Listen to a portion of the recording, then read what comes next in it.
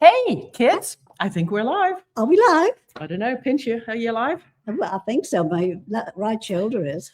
Jolly good. Oh, looking behind it at the Christmas set. It's probably, it's the same in the mirror, isn't it? I'm like, who are you calling a ho, ho, ho? Whoops. We forgot to put our hats on. Yeah. Put our hats on. Be festive. Be festive. Be best. Oh, there we go. All right. Now we're cooking. Now we're Christmas. Now, exactly right. So welcome, kids. Our little TeaFlix Tuesday warriors. Good to see everybody. A couple of days before Crizzy. We are delighted to welcome another fab recommendation from our friend Buzz Bazzini, the unstoppable Andy Nicholes. He's a Beatles podcast host with a real passion for Liverpool and sort of a Scouse accent a bit. And the early roots of the band. Andy explores the people, places, and Merseybeat scene that shaped John, Paul, George, and Ringo. And he's joining us today for a thoughtful chat over a nice cup of tea. Lies. Oh, yeah. He's an honorary Scouser. And in addition to attending Liverpool Hope University in 2012, he holds several degrees related to his musical dissertations and books, and is involved in not one, but told you on the stand-up, he's an overachiever, but 3 podcasts. He lived in the Aigburth area of Liverpool, soaking up the atmosphere and the warmth of the people, and has many happy memories to share. We know you'll enjoy spending time with this talented historian, archivist, and broadcaster today. So without further ado, let me bring him online to meet you, ladies and gentlemen. The crowd goes wild for Andy Nicholes. Hey, Andy. Hello, Andy. Good morning, Ruth and Angie, and happy to be here. Thanks for having me on. And what do you do? You have a cup of tea. You have a cup of tea on TeaFlix Tuesdays, as you do. Although you lot aren't having any tea. No, just for medicinal purposes, you know. It is. Oh, it's so great to be here and to speak with you both. An honor. Exactly, or as Lily the Pink would have called it, medicinal compound, you say. Ooh. Which is efficacious, yes. In every case. Absolutely. Stay dry. Yeah, well, we're expecting 4 months of rain in the next 3 days here, so bring your wellies if you come into LA. No. So thanks to Buzz Bazzini for hooking us up.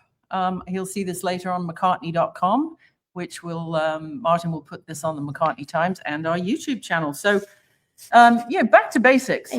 Yeah, well, what sort of first sparked your passion for the Beatles, and was there a particular Liverpool story or moment that put you into the whole situation deeper? Well, I always had a passion for the Beatles and Paul specifically as a young boy, and it was a dream of mine when I learned about the master's program that opened up at Hope University. And I had recently graduated uni here in America, and said, well, listen, this is a once-in-a-lifetime opportunity to go to Liverpool and study. So to go to the homeland, as it were, and kind of jump and not go as a tourist and really ingrain yourself into the culture, into Merseyside, and learning everything about it was the dream and the pinnacle of everything about that. It wasn't so much the music, it was everything about it. And you could look at it not as a tourist, right? Typical Yanks go over there for a weekend, 4 days, and then they're out of there. I was able to go there and live and really learn the geography of Liverpool from the boots up. And that was more important to me than even anything about the music. I bet. And that was 2012, correct? And that 2010 to 2012. Okay. Oh, wow. And so what on earth do they actually teach you? And do you get a piece of paper, a certificate, as we would call it in Liverpool? You do. And let me tell you, ladies, that was the hardest course I ever took in my life. You go over there, you think you're an educated Yank. Oh, I know about the Beatles. Listen, it was not about that. It was a study into semiotics, popular culture, history, fandom. We didn't sit around analyzing the lyrics to Hey Jude. This was a really rigorous, tough academic course that Hope Uni offered. I remember going home after lectures and submitting my first paper and having the tutor going, get this dog shit out of here and get it back to me when it's right. Really, truly humbling. Wow, very interesting. And what would you say was the greatest, because it would fall under liberal arts in America, wouldn't it? What would you say was the greatest sort of takeaway piece? Was it pop culture? Was it history? Was it marketing? Was it human relationships? What stood out to you of all of the pieces? The relationships and the learning about Liverpool in the 1940s and what was going on in the UK that allowed the Beatles to come about. Not even everything, say, pre-1962, 1940s, post-war, all that stuff. The difference between the North and the South and how everything was looked down upon. Learning about the Profumo affair, which really was a horrible scandal in the UK, and the success of the Beatles washed and kind of took that away, the stain of the UK. So really learning about the UK as a nation and what the politics were like, what class systems and things like that. That and learning all about that was the biggest takeaway. Interesting. Marianne is asking, there's a master's degree being offered soon from the University of Liverpool. Is that the same thing? Do you know anything about that? I do. It's a very similar program. The program that I took at Hope Uni is not offered anymore, but the one at the University of Liverpool is very similar. It's not the same, but there was 4 modules of the program, and we had to write papers every few weeks, and every fortnight we had to write something, and it was tough. I mean, it was really tough. Wow. And you mentioned the John Profumo and Christine Keeler affair. For those who don't know, that was in the 60s, and he was a member of parliament and very, very married, and was caught with a young lady who charged by the hour called Christine Keeler. And Billy Joel, in his wonderful song, "We Didn't Start the Fire," managed to condense that whole affair into three words in one line. And all he sings is British politician sex. Yes. Sums it all up in 3 words.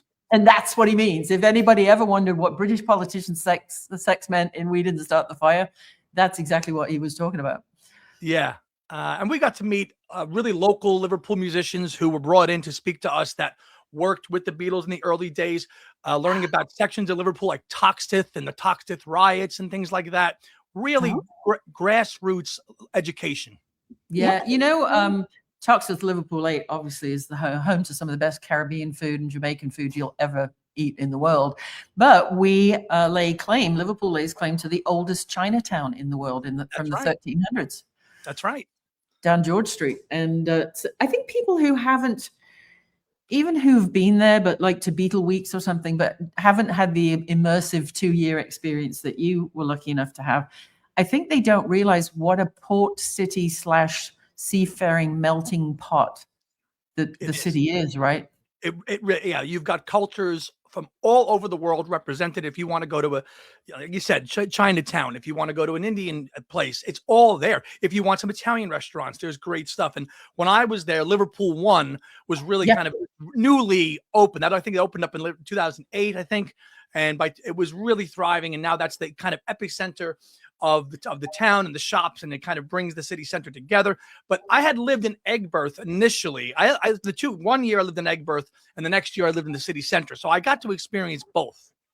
Okay. Yeah, Liverpool 1 was the investment, it's brainchild of a lot of people, but the Duke of Gloucester put £1 billion into that thing. And back in 2005-06, when it was conceived of and then started being, mapped out and everything, you think about a decade ago what £1 billion was worth.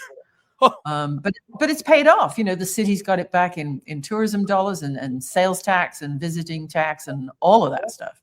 Yeah, and that was the other aspect too of the course, learning about the kind of the growing brand of Beatles tourism in Liverpool, which really was not a thing until after 1980. It did not really exist, Liverpool tourism. There was Beat City, which was open for a while. Yes. And that was open for a little bit, and it really didn't kick off till, of course, Cavern City Tours and Bill Heckle and all that got everything kind of going, but it was not embraced. It's funny, isn't it? And now, of course, they've dug the Mersey Channel deeper, so they get these huge Carnival cruise ships going in there, which just pisses off the locals, but does it bring a lot of money in. It certainly does. It certainly does. So I'm really just pleased to be going back in just a couple of days' time, weather permitting. But yeah, we were there last year when we saw Macca in Manchester, and we got to go to I hadn't been back to Liverpool since my uni days. So now I'm going back. I'm going back 2 times in 2 years. So I'm really just so pleased to go back. Where do you stay? Well, this time we're going to stay at the Hard Day's Night Hotel, right down there on North John Street. Okay, and you can pre-order Shannon's book because she did all, as you know, she did all of the art in all of the rooms. designed their wonderful fret logo. She's coming on actually in 2 weeks. Shannon will be on the show talking about her book. And yeah, she's a wonderful lady too. But yes, the Hard Day's Night Hotel is a nice old listed historic building, but what they've done by, commissioning someone like Shannon, it's really helped with that whole tourism Mecca thing, hasn't it? It certainly has. And just can't wait to go spend more time.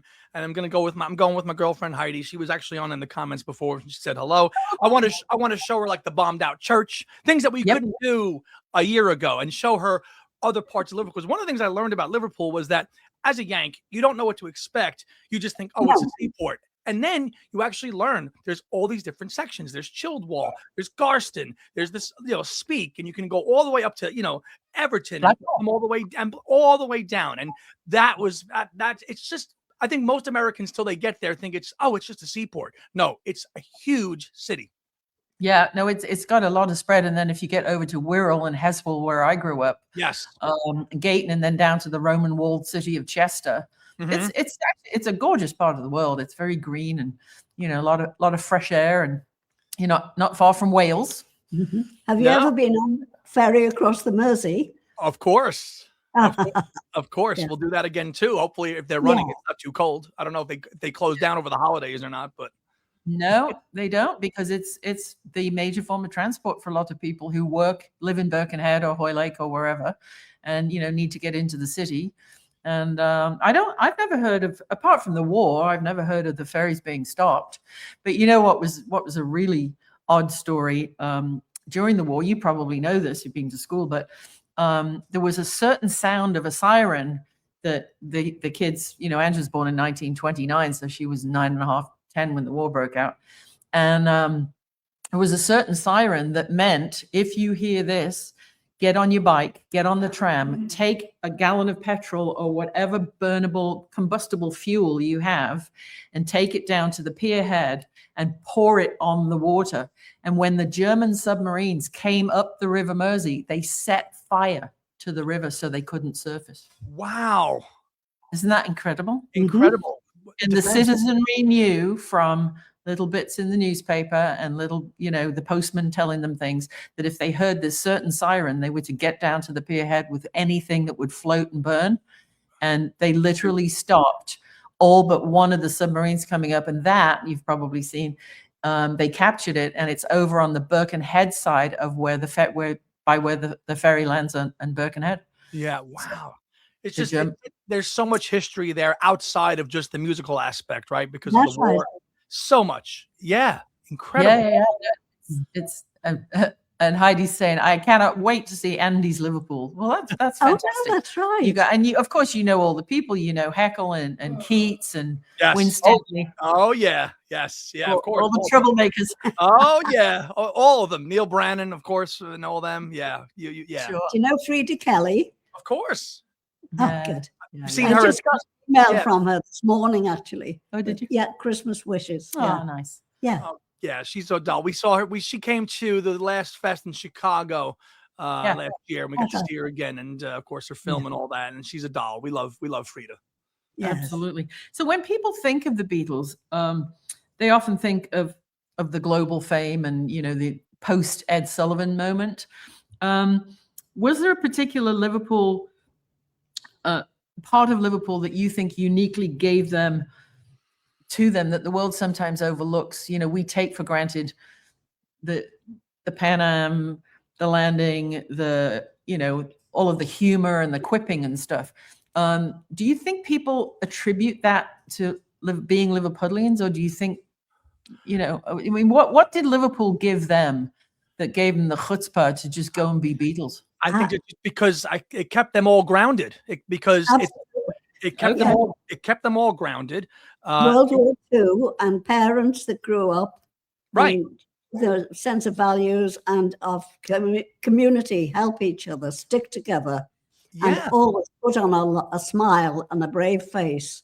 And despite try not to the war and everything else and rationing, and the 1940s was not a happy place in Liverpool, right? So, you've got to get up, you got to go to work, and that kind of working class background. And I know they all had varying degrees of working class, and John kind of lived little more on the upside than the other ones. And that's a lot of things that a lot of people don't realize till they get over there, working class hero and all that. He lived in a semi-detached in Walton, you know? Yes. So, Right. Yeah. but I do think that the four of them all coming from Liverpool gave them that kind of, you know what, we've seen worse than this. We're just going to go out and be ourselves. Exactly. And that's it. Yeah. Yeah, that's what I say these days when there are so many, and we don't talk politics here, by the way. No. But there are so many nasty things happening. I always say, hey, I survived Hitler. Forget Right. about it. That's right. Yeah, we'll get through this. Yeah, One thing that I just wanted to say too, real quick, that I say a lot sometimes too, we're just talking about it watching the new anthology, is that you had just mentioned the whole, landing in America, 1964. Yeah. And in America, most people think the Beatles were just, oh, here they are in 1964, but they were together for almost 8 years by that point. So Yeah. we have to, and learning those roots, okay, Hamburg, 1960, going and learning about where they went and touring Scotland with Johnny Gentle and all that stuff, those years, formative years, is what became why they became who they were. But we Yanks back then didn't realize that by 1970 it was over. Well, they already had almost a whole decade under their belt by 1964. That's right. Yeah, no, at the old Hamburg days and what have you. Anne just got a wonderful book out from our publisher, Stephen Wilson, at Golden Age Music Collectibles. And it's called Ticket to Ride. And it is a tourist's guide, a walking guide to Liverpool, London, Hamburg, New York, and LA for all the Beatley spots. And just helping her research it. And we created QR codes, which land on pages at McCartney.com, which Martin built. I learned things that I wasn't aware of. And, George was so young, wasn't he, when they were in Hamburg? Yeah, they had to send him home. I know Steve. I bought a nice poster from Steven at a fest a couple of years ago. I know Steve quite well. And he's a good bloke. And he had a nice kind of artwork thing going on. And as well as your book, selling them at fests. Yeah. So he's a good bloke. Yeah. He is a good bloke, and he works very hard on his publishing. So if anybody's looking for anything to do with rock and roll, he's got a great collection at Golden Age Music Collectibles with an A.com. Shout out to Stephen. So going back to getting from New Jersey. Yeah. How did your stay in Liverpool come about? How did you? So I have to give a special shout out to a certain someone who heard a radio advert on a New York radio station, and that's my mom. My mom heard the advertisement for this program and said, my son would be perfect for this. He should apply and go. And as I said at the start, I had just graduated from undergraduate and didn't have a proper job yet. And said, well, this is a brand new course. I think my son should apply. She told me all about it. And, the rest is history. So thank you, Mom, for that. Yeah. Isn't that interesting, though, from a demographic point of view, that they would be running ads in the United States? Well, they were targeting North America specifically because they wanted, they knew that it would be very popular. And I think I was only one of 5 Americans. The cohort had 20 students, and I was one of 5 Americans selected. So I was pretty fortunate to be chosen to go. Yeah. Wow. And how did you choose? Did Aigburth choose you? Were you in student accommodations? Where did you live? Yeah. Initially, I was going to do student accommodation, and they had residence accommodations, I believe, in Childwall and in Aigburth. And I didn't get anything in Childwall, but I got something in Aigburth. And I said, well, where the heck is this? And you just hop on the train and you get there. And I remember literally getting off the airport and just going, okay, take me here. And then got off this train station, which I believe was St. Michael's Station, got off there, Lark Lane's up the road, and just walked down and said, I'm here. Lark Lane is great. Beautiful. Yeah. Love and Sefton Park, just across as you get to it. So I just remember being, you know what? I'm just going to figure this out on my own. There was no GPS. The smartphones were very in there early. I didn't have, we didn't have, where do we go? Just had to figure it out, So I just took, it was an opportunity to go, didn't know a thing about it, and said, I love this band. I want to learn more about it. And it was a challenge, and it's one that has paid off rewarding with so many rewards and opened so many doors. I've talked about it on all the podcasts. And I've graduated we're talking almost 15 years ago. And that 2-year experience still resonates with me. Ask anybody who knows me, the people of Liverpool are just so genuine and so real that it stays with you forever. It just does. Yeah, Yeah. there's a certain something about Scousland that once you've experienced it, it sticks to you. A classmate of mine who was from America actually ended up staying there, marrying a Scouser, and she's never come home. Oh, funny. That's wild. Is there a specific place, like we were talking about, Ticket to Ride? Is there a specific place in the Beatles' history that you think deserves more recognition? Yeah. I mean, obviously we know Matthew Street and we know the Cavern, but are there any that stick out to you that The if somebody's Cathedral, going of to course, Liverpool, yeah. that is an absolute must? Well, I would reference people to look up and Google the name Joe Flannery. Okay, and Joe Flannery was a great bloke, and who I got to meet many times. He came and spoke to our class, and we learned a lot of Beatles stories that you don't see published in any book or anything. And Joe Flannery, if you don't know, was the booking agent who worked for Brian Epstein, and he passed away some years ago. But he was a great guy, and I mean, I think that everything from like the stardom days to the end is so well told. There's so much history in that 1960 to 62 period that covers Mark Lewison's first volume of Tune In. I just think that period is still can be so richly appreciated because we know everything else is so well documented from when success and fame to the end. Let's learn more about the day-to-day in the pre-fame period. Right. I love when we got together with Frida Kelly. Ange did a cameo in Good Old Frida, and she was talking fondly about my dad, about Jimmy Mack, because in the old days they had what they called Market Day, which was usually a Wednesday or a Thursday, and people, that was when the grocery market and the butchers came to town, like farmers market, and that was when you did your shopping because it was food deserts, right? And after the pubs war. stayed open all day. And the pubs didn't close at lunchtime and open again at 5. They stayed open all day. So people would get off work at lunchtime, go into town, do their shopping, have a couple of bevies and go home. Frida would tell us stories about how my dad, he'd go to the NEM's office and he'd say, I'm going to the market. Does anybody need me to pick anything up? And sometimes Frida would say, oh, yeah, I need two lamb chops for me and my dad, or whatever. And Jimmy Mack would come back and say, well, shall we go to the White Star? And, it's nippy outside. I think we need something to warm our bones. Or shall we go to Ye Crack or whatever? Yeah. And Frida credits Dad for sort of teaching her etiquette and things that she would never have learned, history stories about old whiskey barrels and how they made port in Portugal and just, all the fascinating things that was my dad. Yes. And so, but there are little spots on the map like those pubs that, they're known. But when you actually go and sit and have a pint in one of them, you think about, boy, if these walls could talk, all the people who've been through here. Yeah. You can feel the history when you walk into those places. That's why I love traveling and going to places in Europe, because you could feel the stories when you walk into places like Grapes or the Jack or the Phil. I went to the Phil. I took Heidi to the Phil last December. What an amazing place that is. Did you take her in the men's room, I hope? Well, I couldn't do that, but yes, you can. Tell them she identifies as a plumber and she needs to see the tiling. It's the most amazing men's room, isn't it? Oh no, it's fascinating. It's fascinating. It is. Yeah. So we'll have to go back. We'll sneak her in this time. Yeah, just put her in a baseball cap and turn her collar up and tell them she's heard some knocking on the pipes and she's there to check the plumbing. That should do it. It should, yeah. That should do it. But we didn't have.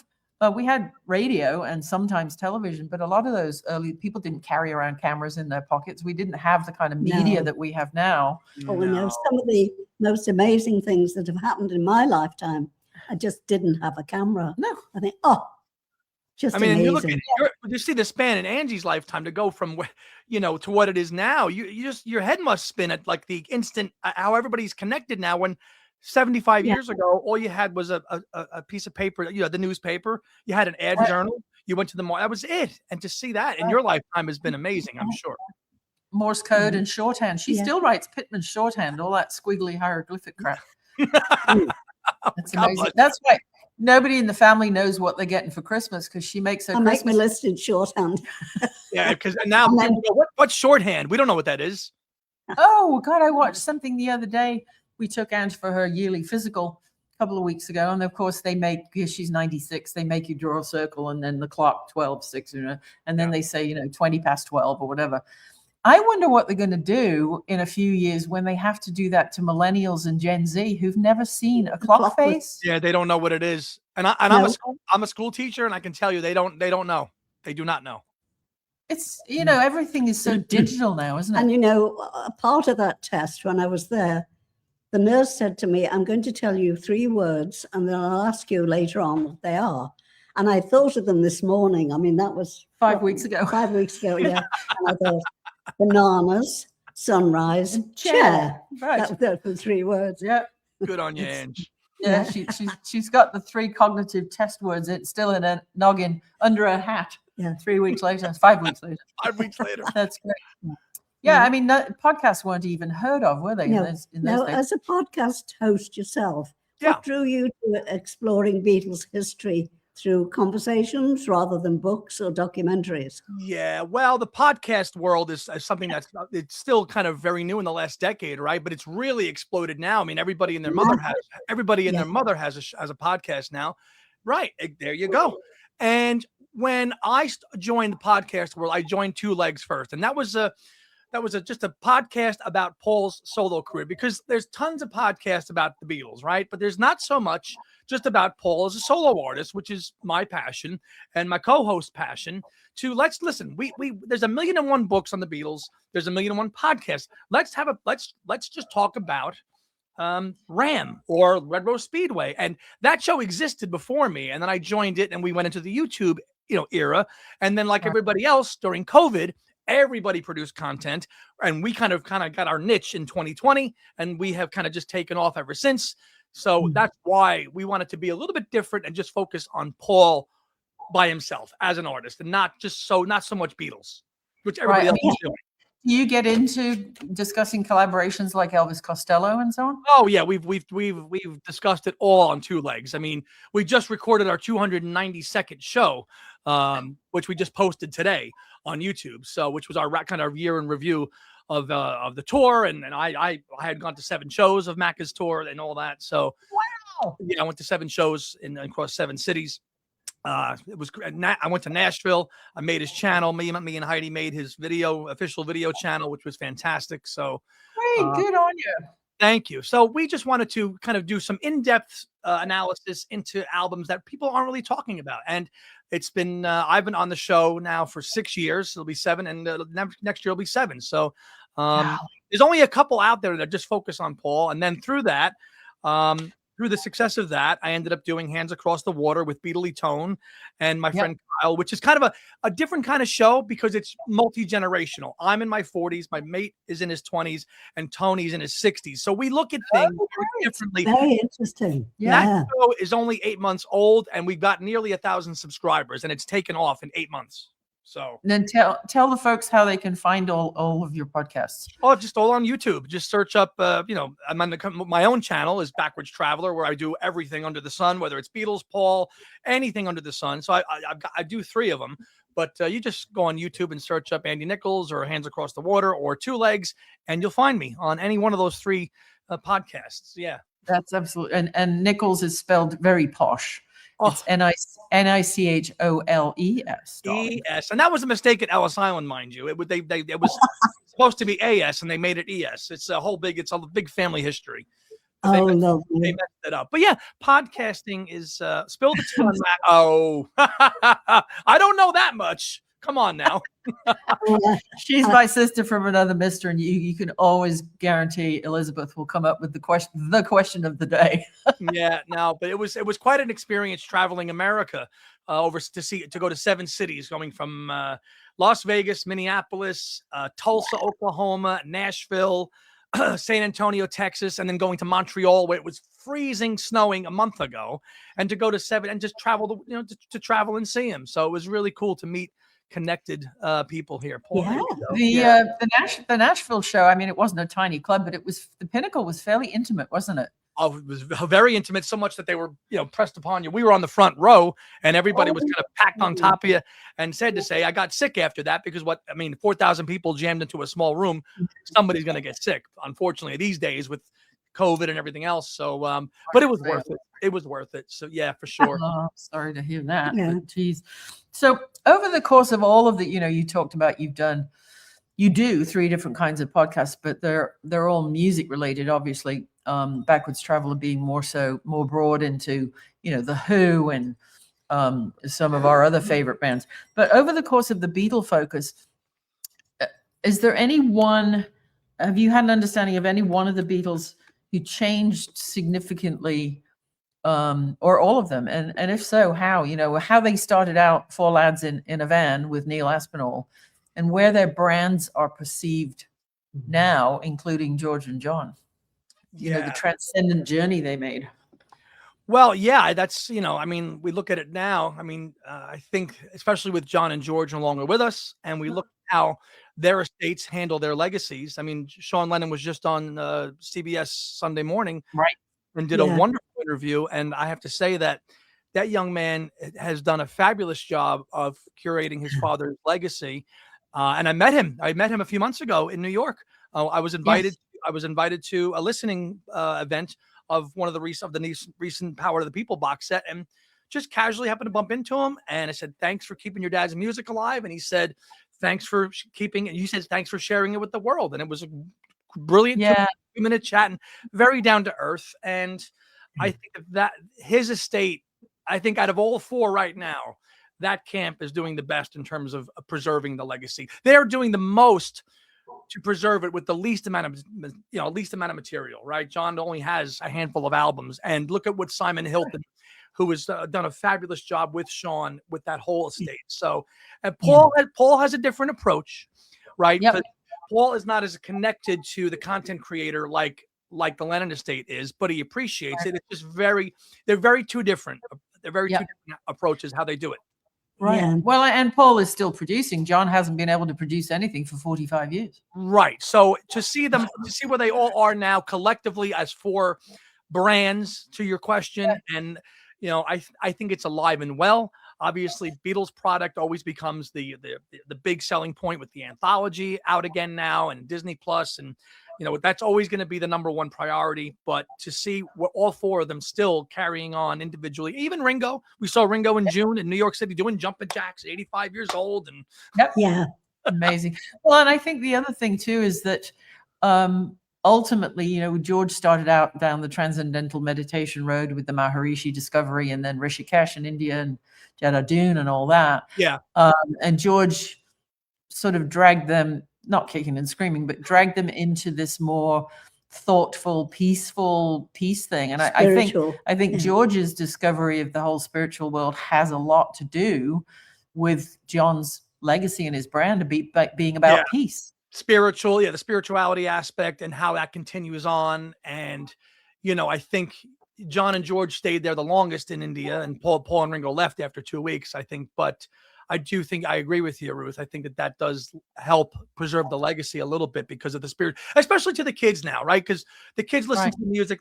One of the most streamed songs is "Here Comes the Sun." If you go on Spotify, "Here Comes the Sun," I think is the most streamed Beatles song. Yeah. And I also think from that extension of peace and love, which is also Ringo's brand, right? The peace and love, the 7th of July, which was also my dad's birthday, That's same right. day. George taking the road into the Maharishi, and then John and Yoko doing the whole peace, war is over, and then Ringo's peace and love.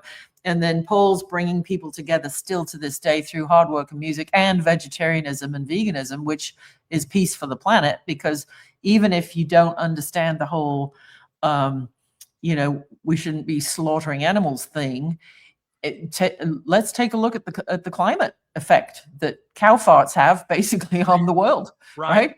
And they're all kind of with their kind of social causes, what they're representing. They're trying to represent, and put out a greater world, whether it's through vegetarianism or peace or activism. All of them. That's what they're all still pushing as estates or as Beatles or ex-Beatles now in 2025. And that's what they were doing in the 60s. It hasn't changed, but they're still doing it.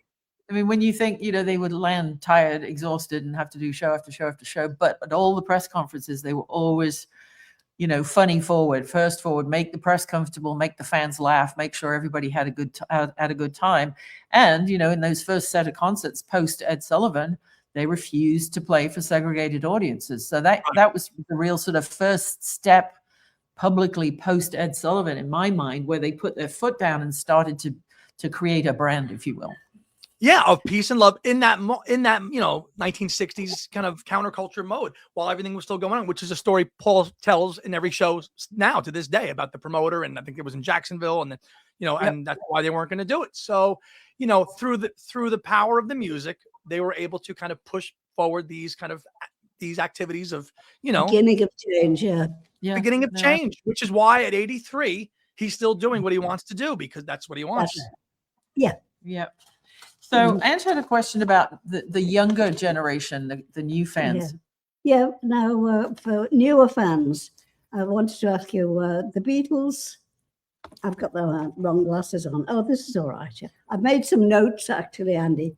Sure. Because I'm an old fart and I forget things. So it's all right. I do too. For newer fans discovering the Beatles today, where would you suggest that they start if they want to understand the band beyond the hit records? Beyond the hit records. Okay. Well, they're all hit records, aren't they? But if we're going to just say beyond the hits, I would tell a young person to start with Rubber Soul. I'd say start with Rubber Soul. See if you like that record, and go, because it's right in the middle of their career. Right, Yes. it's between the kind of mop top era. It's not before the end of the breakup. I think right in the middle is a great entryway point. Interesting. Yeah, sure. I would say start there. You have a very good point there. Yeah, because the early stuff was all, four on the floor, mop top stuff. Yeah. And then the end was very deep and had a lot of, 10,000 holes in Blackburn, Lancashire going on. So Rubber Soul would actually be a good, if the analogy was food, you wouldn't want to give somebody, truffles and caviar for their first appetizer. No, and I will say that when you look at the most streamed stuff for younger people, you don't see, and I don't see a lot of younger people talking about the early stuff, from Please Please Me or with the Beatles, or maybe a little Hard Day's Night. That it's primarily from Pepper on to the end, and that's going to be what people mostly listen to. That's fine, but I mean, if they've got the itch, they can go back and listen to the early albums, and plenty of young fans out there do like. I mean, you look at that are out there on social media, they love the early stuff. It's just not in great quantities. Yeah. Do you have any sense of how, Paul and Rusty and Brian and Abe and Wix would sit down and go, all right, we're doing another, got back leg of the tour. How in God's name do they play Spin the Bottle to get the set list? How would you do that?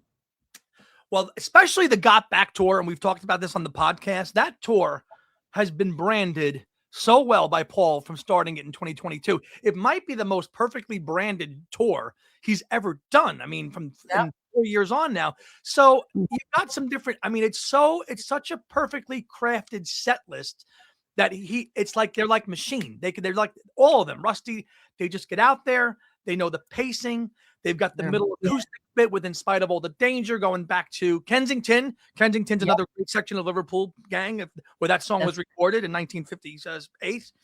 So I think that tour, that show is just so polished that they can keep the 90% of what is there. And then this past tour in North America, he says, you know what? I'm going to play Help for the first time, and now I'm going to play it, and nobody knows it's coming. And there's your wrinkle, right? Yeah. No. Yes. And so you went to 7 shows. Is the set list always exactly the same in the same order? Do they play with it and throw extras in? So normally what Paul has done before this tour was like, if he opened up with, say, Hard Day's Night one time, then he would open up with something else the other night. He'd swap out the opening songs, right? But he didn't do that this time, except with a couple of changes. Now in Hamilton, up in Canada, he played Mull of Kintyre, and the only time he played it on this tour was in Hamilton, Ontario. Interesting. Yeah. Yeah, I suppose, with all of the multimedia and the light cues being everything all set up with computers and stuff, it'd be really difficult to mess with the set order, because how are you going to move the video from slot A to slot D? Right. I mean, and especially with a song like Live and Let Die, with the pyrotechnics going everywhere. I mean, from the camera people, the video people, the light people, the sound people. I mean, it's such a well-oiled machine that those guys, we met Brian Ray the next day, and he was just, and these guys enjoy it. They're not just doing it to just do it. These guys get up there and enjoy every single moment of even though it's the same set. They do. Yeah. Oh, yes. No, Brian lives over here in Santa Monica, and he's got a nice little place in Palm Springs. So he's a Southern California boy. If you're watching Brian, stay dry or get the hell out of Dodge for Christmas. I tell you, our friend Paul Moody from down here in Playa is also saying, and I think he means another great branded tour. I think previous to Got Back, the other one would have been Wings Over America. That's the goal. I mean, that's nothing can touch that. Of course, that's the classic, iconic Wings Over America from '76. But for this tour, post-pandemic, for a guy in his 80s to go out there, and I mean, we didn't think he was coming back to North America. We saw him in Manchester in December twice, and said, okay, that's the end of this. And then all of a sudden, North America, and then these cities that are pretty small markets. Okay, interesting. So that's why I said, you know what? This might be it. I don't have any information, but I just feel like he's not going to go back to smaller cities again. So let's go do it. But I love that they did those, what they call in booking, nothing to say nothing of the cities, the people, their culture, their food, their history, but they call them third tier markets. They don't mean they're C or D list cities. They just mean there's fewer people and fewer venues with fewer seats, right? That's it. That's absolutely right. I loved the fact that, he's always been expected to play New York, LA, Chicago, Dallas, Houston, the usual. But he would go to places like Knoxville or Fort Wayne, Indiana, because, bring the power to the people, because a lot of these people, they couldn't afford to fly to Chicago or drive to Chicago, but I loved that he and Barry did that whole sort of third tier market tour to give people a chance to, all they had to do was get a babysitter to go see a show and not book flights and hotels and travel to a big city. I thought that was really smartly thought out. To go, and let me go, and that's a great way to describe that, Ruth, of these cities. They're not that they're not as good as New York, they're just smaller market. And some of these places like the BOK Center in Tulsa held 14,000. It wasn't like going to an American football stadium where there's 65,000 people in it, so you're bringing it to again, to people that just can't really just hop on a plane and go, or go overseas. Pittsburgh, some of these cities he hadn't been to in over a decade. So I know the people that want to just Des Moines, Iowa, places like that. So also I think the fans don't realize the logistics and the planning that goes into trying to get 500 pounds of potatoes in a 100-pound sack, right? Because they've got all the stage, the scaffolding, the stage set, the pyrotechnics. If you're dealing with a smaller venue like Providence in Nashville, Pinnacle in Nashville, you have to start from scratch with the conversation with the fire marshal and the insurance company. And I think a lot of concert goers, they buy their ticket, they're all excited, they go see it, they get wowed and they go home. Most people, our crowd understands, but 90% of Joe Blogs in the street, they don't realize that when you scale up and scale down the size of your venues, the amount of logistics that has to change. It does. And touching on this kind of tourism aspect, I think what would be really nice to see, and I don't know if this is a plan, but I think what will happen is I think he'll really go back to and give some European cities the love, because of course they were all canceled in 2020 due to the pandemic. So Europe is really starving for a lot to see some of these shows. So I do think the brand's going to continue, and he's going to hit places like, Germany and Paris, and he'll go to European cities and give it to them in 2026. I do. That would be fantastic. Well, he just loves, the, what is it? The roar of the crowd, the smell of the grease paint. Yeah. Well, we used to say the roar of the grease paint, the smell of the crowd. Smell of the crowd. He does. And he's got this wonderful moment in the show about 3 songs in, and he stops and he goes, let me just take this all in for a minute. And he just kind of he hams it up a little bit, and he, people go wild and enjoy it. And, if it gives him joy, he in Nashville, with Heidi and I watching him and interacting with him, he was laughing at us because he knew that the two of us were having the time of our life. And that's what he loves. Yeah, no, absolutely. It's absolute, instant gratification for both sides of the aisle, isn't it? Absolutely. Mhm. It's absolutely wild. So tell people again where they can find you. Then slowly repeat the names of your Yeah. podcasts so we Three of can them, yeah. So number one is the Backwards Traveler, which is I took that off the title of a Wings song, and it's with 2 L's because I even though I'm a Yank, I do all my spelling the UK style because that's how I was Good boy. educated. Good boy. Good boy. I put the number before the month. I use S's. I don't use Z's. I'm that's why I'm an honorary Scouser. I do things the proper way. And, You are it. and color has a U in it. Yeah. Absolutely. Absolutely. So yeah, Backwards Traveler with 2 L's on YouTube. Of course, 2 Legs, a Paul McCartney podcast, and Hands Across the Water, which we took from the Uncle Albert song, of course. And those are my 3 podcasts that I do with myself and my co-hosts. That's fantastic. Well, I can't thank you enough. A couple of days before Christmas, Heidi must be going, I need to get his ass to the store. We need to wrap presents. We need to pack. We're going to right after this broadcast. Yes, thank you. Oh, There we wonderful. go. There's your social secretary. That's- putting that's- your, and she's not a temporary one either. She's a real one. secretary with benefits. Absolutely. Great. Thank you, Heidi. Well, Thank you- you very much. You probably don't know this, but our regular viewers will know that Angie here is one of her several books in the marketplace is called Mrs. McCartney's Liverpool Limericks and Other Random Irish Haikus. So she put pen to paper this morning with a little limerick to just thank you for your valuable time and your insight and your energy and your love for the Fabs and music and peace in general. So if you are sitting comfortably, then we shall read you your limerick. Are you ready? Great. I am indeed. You count it off. With a 1, 2, 3. Our thanks for the time spent with Andy. His stories were just fine and dandy. If you'd like to learn more of his memories galore, his podcasts come in very handy. Ta-da! Don't give up your day job, Ange. Lovely. Lovely. That's fantastic. Well, you have a fantastic, safe trip, you and Heidi, over to Blighty, and go and have a pint in the grapes or ye crack or both for me. all of the above. And Okay. if you run into John Keats, kick him in the slats and say that was from Martin, my husband. Of course, I will. And Merry Christmas to you both. And if you don't know what slats are, ask a Scouser. Love it. Oh, Ruth and Angie, thank you so much for inviting me on today.